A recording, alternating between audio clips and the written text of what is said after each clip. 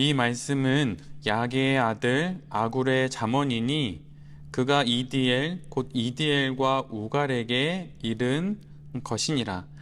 나는 다른 사람에게 비하면 짐승이라. 내게는 사람의 총명이 있지 아니하니라. 나는 지혜를 배우지 못하였고 또 거룩하신 자를 아는 지식이 없거니와 하늘에 올라갔다가 내려온 자가 누구인지 바람을 그 장중에 모은 자가 누구인지 물을 옷에 싼 자가 누구인지 땅의 모든 끝을 정한 자가 누구인지 그의 이름이 무엇인지 그의 아들의 이름이 무엇인지 너는 아느냐. 아멘. 예, 오늘은 잠언 30장의 말씀을 갖고 이미 정해진 답으로 하는 사업, 이미 정해진 답으로 하는 사업이라고 하는 제목으로 함께 하나님 말씀을 나누도록 하겠습니다. 오늘 우리는 솔로몬의 잠언이 아니라 아굴이라고 하는 사람의 잠언을 우리가 만나고 있습니다. 근데 오늘 말씀의 발신자는 말 그대로 아굴이에요. 그런데 그 말씀의 수신자는 그의 아들들입니다. 그래서 이 뒤에 보면 이디엘과 우갈이라고 하는 이름이 나오는데 그들은 아굴의 아들로 추정이 돼요. 그래서 유대인도 아니고 이스라엘 사람도 아닌 동방의 지혜자로 보이는 아굴이 그의 아들들인 이디엘과 우갈에게 전한 그 지혜의 말씀이 바로 잠언 30장의 말씀입니다. 아마도 아버지 아굴이 아들, 즉 자녀들에게 정말 쓰고 싶었던 글이 있어서 쓴 것 같아요. 여러분이 만약 한 집안의 아빠라면, 만약 또 엄마라면 자녀들에게 어떤 지혜를 전해 주시겠습니까? 아마도 좋은 말을 쓰시겠죠. 그런데 아버지 아굴은 자신의 첫 잠언을 이렇게 시작합니다. 나는 다른 사람에 비하면 짐승이다. 이렇게 말을 하고 있어요. 부모라면 자식에게 분명 좋은 말을 해주고 싶을 것입니다. 부정적인 말보다는 긍정적인 말을 통해서 자녀가 살아갈 그 인생에 힘을 주고 싶은 게 부모의 마음이겠죠. 그래서 분명 좋은 얘기를 해야 될 것 같은데 아굴은 아들아 잘 듣거라. 사실 아빠는 짐승이다. 이렇게 말하고 있는 거예요. 대부분 자녀들에게 부정적인 이야기를 해줄 수도 있고 또 긍정적인 이야기를 해줄 수도 있겠죠. 그런데 부정적인 언어를 자꾸 사용하다 보면 금지의 언어를 자꾸 사용하다 보면 아이들이 움츠러들게 돼요. 그러면서 자녀들의 영혼과 마음이 왜소해집니다. 그래서 동일한 사안에 대한 충고를 하더라도 하지 마라 이렇게 말하기보다는 이런 방향으로 하는 게 더 좋다라고 긍정의 언어를 써야 하는 것이죠. 그래서 긍정적인 교훈을 통해서 자녀들의 마음들은 왜소해지기보다는 훨씬 더 담대해지고 대범해지기 때문입니다. 그래서 부정의 언어를 통해 X표를 그으면서 표기하기보다는 긍정의 언어로 가야 할 길과 또 선택해야 할 길들을 더욱더 선명하게 보여주는 것이 지혜로운 교훈이지요. 그런데 오늘 아굴은 자녀들에게 전하는 그의 첫 교훈을 부정의 언어로 시작하고 있어요. 그것도 자신을 마치 비하하는 듯 그렇게 표현하고 있죠. 아이들아, 아빠는 이 아비는 짐승과 같단다. 이렇게 말이죠. 그런데 그가 이렇게 말하는 이유를 그는 뒤에 기록하고 있어요. 자기에게는 마땅히 가져야 하는 사람들의 총명이 없고 사람들이 가져야 하는 그 지혜가 없고 또 거룩한 이들과 하나님을 아는 지식이 없기 때문이라고 자신을 짐승이라고 말하는 그 표현의 의미를 이렇게 적어 놓고 있습니다.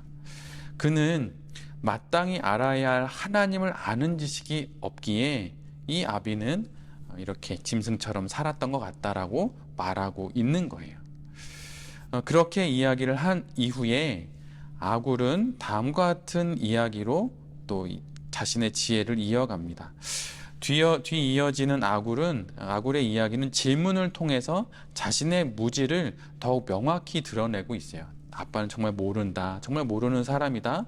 그런데 그것을 이제는 질문으로 이야기하는 거죠. 하늘에 올라갔다가 내려온 사람이 있니? 바람을 소나기에 움켜잡아 본 사람이 있니? 물을 옷자락에 감싸서 그 경계를 정한 자가 누구인지 아는 사람이 있니? 마치 측량을 하듯 땅의 경계선을 그려놓은 자가 누구인지 아는 사람이 있니? 이런 질문을 하는 것입니다. 그런데 이 부분을 읽다 보면 마치 욥기의 마지막 부분에서 욥기 38장 이후의 부분에서 하나님께서 욥을 직접 만나면서 욥에게 던지는 질문과 아주 많이 닮아 있습니다. 욥기 38장 그 앞부분을 제가 읽어드리면 다음과 같은 질문을 하나님께서 하세요. 그때 여호와께서 폭풍우 가운데에서 욥에게 말씀하여 이르시되 무지한 말로 생각을 어둡게 하는 자가 누구냐? 너는 대장부처럼 허리를 묶고 내가 내게 묻는 것을 대답할지니라. 내가 땅의 기초를 놓을 때에 내가 어디 있었느냐? 내가 깨달아 알았거든 말할지니라. 누가 그것의 도량법을 정하였는지, 누가 그 줄을 그것의 위에 띄웠는지 내가 아느냐? 그것의 주추는 무엇 위에 세웠으며 그 모퉁이 돌을 누가 놓았느냐? 그때의 새벽 별들이 기뻐 노래하며 하나님의 아들들이 다 기뻐 소리를 질렀느니라. 바다가 그 모태에서 터져 나올 때에 문으로 그것을 가둔 자가 누구냐?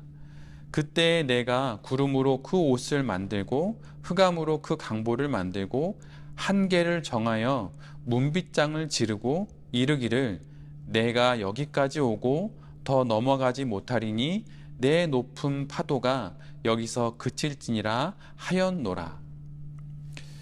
쏟아지는 하나님의 질문 앞에 욥은 할 말이 없었어요. 수없이 많은 질문이 쏟아지지만 그 모든 질문의 답은 사실 하나입니다. 주님, 바로 그분은 바로 당신입니다. 바로 이 대답이지요. 지금 아굴은 욥과 같은 질문을 받고 있고 또한 같은 대답을 하고 있는 것입니다. 그리고 아굴은 질문을 연속해서 던진 후에 이렇게 자녀들에게 반문하는 거예요. 너는 아느냐? 라고 말이죠. 오늘 우리가 함께 봤던 잠언 30장 4절 말씀의 맨 끝부분이 이런 거예요. 너는 아느냐? 그런데 이 말씀을 욥기 38장 5절 말씀에 하나님께서 욥에게 하는 질문이기도 합니다. 내가 아느냐? 라고 말이죠. 우리는 우리의 삶을 살아가면서 한계를 만날 때가 있습니다. 한계가 우리 모든 이들에게는 끝이 될 수 있겠죠. 그런데 신앙이 있는 우리에게는 하나님을 만나는 그 시작점이 바로 우리의 한계가 됩니다. 땅의 끝에서 바다가 시작되듯이 활주로의 끝에서 비로소 비행기가 하늘을 날 수 있는 그 하늘 비행이 시작되듯이 우리의 한계 끝에서 하나님의 무한이 비로소 시작됩니다. 우리의 무지가 발견되는 그 끝 지점이 모든 것을 아시는 하나님의 전지하심의 문이 열리는 바로 그 지점이 되는 거예요. 사업적인 한계로 인해서 우리가 내몰린 그 사업의 맨 끝자리가 실은 하나님을 만나는 우리 사업의 첫 자리가 됩니다. 사업을 경영하며 한계를 느낄 때 그때가 바로 우리가 하나님을 만나야 할 때예요. 내가 계획하고 내가 준비했던 모든 것들이 더 이상 안 되는 그 마지막 끝 지점, 활주로 끝, 이제는 벼랑 끝이 되어버린 바로 그 순간이 하나님을 만나야 할 때입니다. 그럴 때 비로소 우리가 하나님과 함께 우리의 사업의 새로운 길을 열어가게 되는 것이죠. 사람을 찾거나 그 난관을 뛰어넘을 어딘가에 있는 숨어 있는 방법을 모색할 것이 아니라 그곳에서 바로 그 순간 두 손을 모아 하나님을 만나야 하는 것이죠. 가톨릭과 로마 정교회에서는 구약 제2경전이라고 불리는 책이 있어요. 성경을 읽는 데 있어서 도움이 되는 말씀으로 개신교와 유대교에서는 외경으로 불리는 책이 있습니다. 위경과는 다른 겁니다. 외경이라고 해요. 그래서 개신교와 또 가톨릭이 함께 번역한 공동 번역에는 이 외경이 들어있어요. 근데 그 중에 집회서라고 하는 묶은 글이 있어요.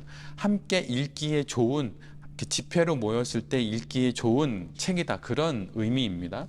근데 그 집회서 1장 1절로 5절까지의 다음과 같은 글이 있어요. 모든 지혜는 주님께로부터 오며 언제나 주님과 함께 있다. 바다의 모래와 빗방울과 영원의 나날을 누가 셈할 수 있으랴.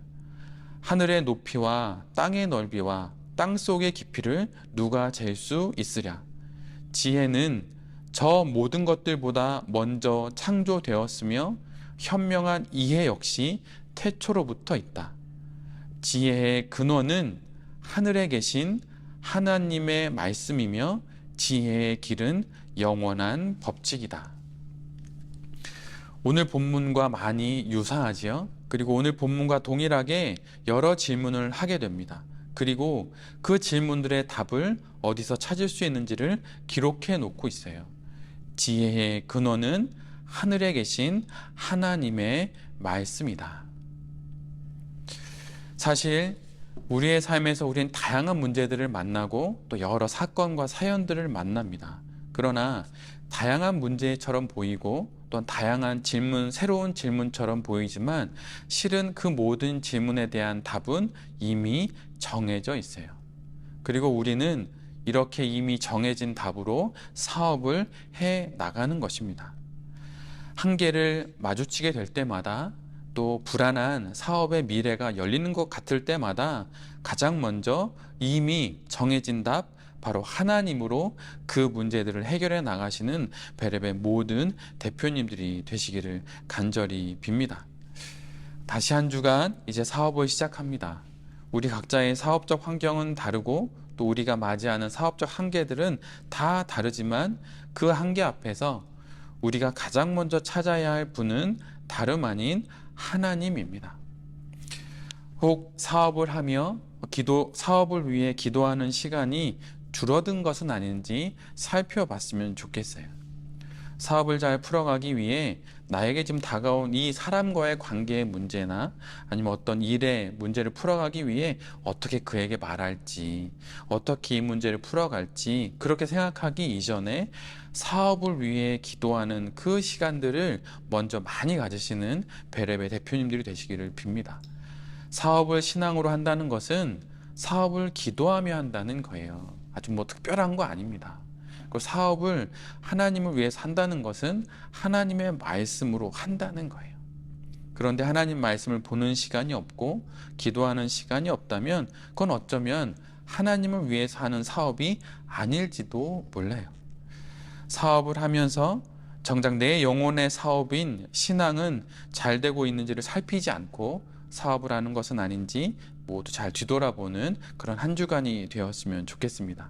그리고 그런 마음으로 이미 정해진 답으로 내게 다가온 이 사업의 난관들을 풀어가시면서 하나님 앞에 귀하게 아름답게 사업을 해나가시는 베레베 모든 대표님들이 되실 수 있기를, 또 저는 그렇게 목회하는 목회자가 될 수 있기를 간절히 기도드립니다. 아멘.